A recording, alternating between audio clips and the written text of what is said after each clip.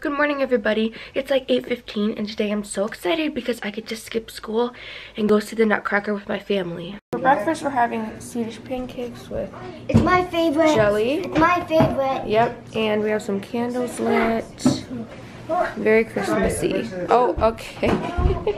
Okay, it's 8:51. We are 6 minutes behind, but that's not uncommon. We're usually like a half hour behind schedule. And okay, what is this? I don't know what that is, but my mom is coming out in her cute jacket. So cute. And now we're gonna go.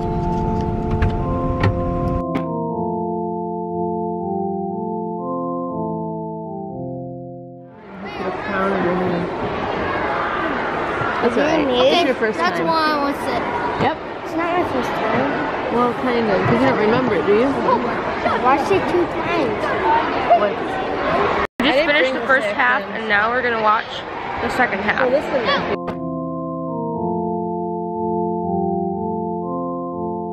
What is that? Whoa! It's like a cave.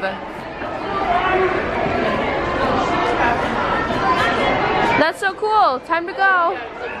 We're at youth group now, and we're having a snowball fight. More like a snow powder fight, but it's okay.